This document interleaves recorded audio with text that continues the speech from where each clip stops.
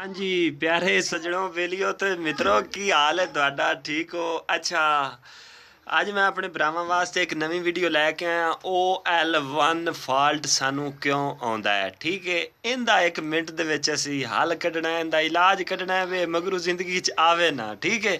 ਅੱਛਾ ਤੇ ਨਾ ਜਲਦੀ ਜਲਦੀ ਸਮਝਣ ਵਾਸਤੇ ਅਸੀਂ ਟਾਈਮ ਆਪਣਾ ਵੇਸਟ ਨਹੀਂ ਕਰਨਾ।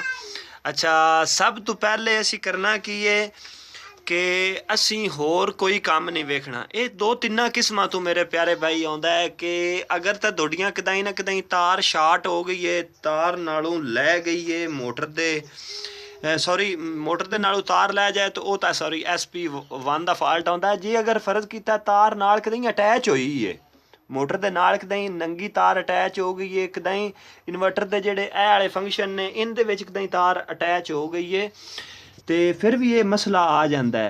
बेसिकल इनके 2 और हल ने जिहड़े इन्वेटर तो निकले जाते हैं, वो मैं अपने भरावां नूं दसना चाहना बई उन्होंने किस तरह असीं सैटिंग नूं कर सकते हैं। और 1-2 मिनट की इंशाअल्लाह ताला सैटिंग होनी है, तो तुहानूं समझ लग जाएगी कि की मसला आउंदा है। अच्छा सब तो पहले असीं जाना है P2 दे विच, ध्यान नाल समझ लो। प्रोग्राम वाले बटन नूं दबाया, P2 दे विच आ गए। अच्छा P2 दे विच P2 ਦੇ ਵਿੱਚ ਇੰਟਰ ਹੋ ਗਏ। ਅੱਛਾ ਅੱਗੇ ਅਸੀਂ ਜਾਣਾ ਹੈ P1 ਦੇ ਵਿੱਚ, ਠੀਕ ਹੈ ਨਾ ਜੀ। P1 ਦੇ ਵਿੱਚ ਅਸੀਂ ਚਲੇ ਜਾਂਦੇ ਆ। ਇਹ ਇੰਟਰ ਨੂੰ ਦਬਾ ਕੇ ਇਹ 1 ਦੇ ਵਿੱਚ ਇਹ ਸਾਡੇ ਅੱਗੇ ਕੀ ਆ ਰਿਹਾ ਹੈ, ਇਸ਼ਾਰੀਆ 5। ਇੱਥੇ ਮੋਟਰ ਦੇ ਕਿਲੋਵਾਟ ਦੇਣੇ ਹੁੰਦੇ ਨੇ, ਠੀਕ ਹੈ ਨਾ। ਮੋਟਰ ਯਾਨੀ ਕਿ ਤੁਹਾਡੀ 5 ਆਸ ਪਾਵਰ ਦੀ ਹੈ, 4 ਆਸ ਪਾਵਰ ਦੀ, ਉਸ ਹਿਸਾਬ ਨਾਲ ਉਹਦੇ ਕਿਲੋਵਾਟ ਬਣਦੇ ਨੇ। ਜੇ ਅਗਰ 5 ਆਸ ਪਾਵਰ ਦੀ ਹੈ ਫਿਰ ਤੁਸੀਂ ਇੱਥੇ 4 ਕਿਲੋਵਾਟ ਲਿਖਣਾ, ਠੀਕ ਹੈ ਨਾ ਜੀ। 4 लिख सकते हो, 3.5 भी लिख सकते हो, ठीक है। अच्छा तो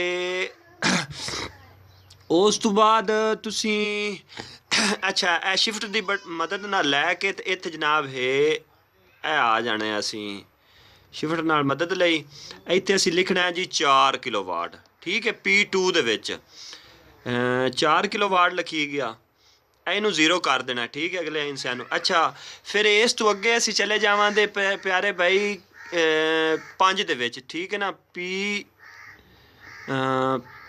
P2 5 ਦੇ ਵਿੱਚ ਅਸੀਂ ਆ ਗਏ, ठीक है। ਇਹ ध्यान ਨਾਲ हिस्से याद रख लो तो इंशाल्लाह OL1 ਦਾ ਫਾਲਟ कभी जिंदगी 'ਚ नहीं आएगा।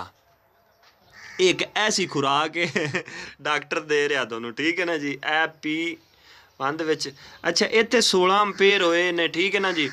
ਇਹ बेसिकल ਹੁੰਦਾ इस तरह है कि अंपेयरां ਦਾ ਵਾਧਾ ਘਾਟਾ ਹੋਣ ਦੀ ਵਜ੍ਹਾ ਤੋਂ ਵੀ ਇਹ ਮਤਲਬ ਜਿਹੜਾ ਹੈ ਨਾ ਹੋ ਜਾਂਦਾ ਹੈ, ਮੋਟਰ ਨੂੰ ਕੋਈ ਨਾ ਕੋਈ ਮਸਲਾ ਬਣ ਜਾਂਦਾ ਹੈ। ਤੇ ਅਸੀਂ ਇੱਥੇ ਕੀ ਕਰਾਂਗੇ, ਅਸੀਂ ਇੱਥੇ ਅੰਪੇਅਰ ਜੇ ਅਗਰ ਇਹਦੇ ਮੋਟਰ ਵੱਡੀ ਹੈ ਤੇ ਉਹਨੂੰ ਠੀਕ ਹੈ, ਤੇ ਜੇ ਅਗਰ ਮੋਟਰ ਛੋਟੀ ਹੈ ਨਾ ਜੀ ਤੇ ਫਿਰ ਉਹਦੇ ਵਾਸਤੇ ਬਹੁਤ ਜ਼ਿਆਦਾ ਅੰਪੇਅਰ ਨੇ। ਇਹ ਵੋਲਟੇਜ ਦਾ ਵਾਧਾ ਘਾਟਾ ਹੋਣ ਦੀ ਵਜ੍ਹਾ ਤੋਂ ਵੀ ਇਹ OL1 ਦਾ ਫਾਲਟ ਆਉਂਦਾ। ਅਸੀਂ ਇੱਥੇ ਸਾਡੀ ਮੋਟਰ ਹੈ 5 ਆਸ ਪਾਵਰ ਦੀ ਤੇ ਅਸੀਂ ਜਨਾਬ ਇਹਨੂੰ ਅੰਪੇਅਰ ਕਰ ਦਿਆਂਗੇ, ਅਸੀਂ ਅੰਪੇਅਰ ਉਹਦੇ ਵਾਸਤੇ 8 ਕਰ ਦਿਆਂਗੇ, ਠੀਕ ਹੈ ਨਾ ਜੀ। ਇਹ ਸੇਵ ਕਰ ਲੈਣੀ ਹੈ ਤੇ ਹੁਣ इंशाअल्लाह ताला तुसी वेख्या जे मैं तुहानूं चला के चेक कराना, इंशाअल्लाह ताला OL1 ਦਾ ਫਾਲਟ नहीं आएगा। है ए स्टॉप ਦਾ बटन मंडिया, OL1 ਦਾ ਫਾਲਟ खत्म हो गया। ਇਹ वेख लो मोटर चल गई है, ठीक है। ਇਹ फ्रिक्वेंसियां सारियां बिल्कुल सैट आ रही हैं, ठीक है। हर चीज़ ओके हो गई है।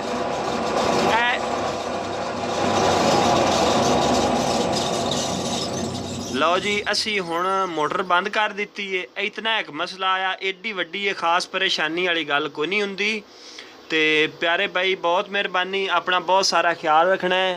हो सके तो भरा नूं सबसक्राइब ज़रूर कर देना, ना हो सके तो भरा दे हक कारोबार अल्लाह ताला साडे बरकत देवे, साडे हक दुआ ज़रूर करनी है कि सानू सिर्फ दुआवां दी ते तुहाडे भरा दी सिर्फ ना मतलब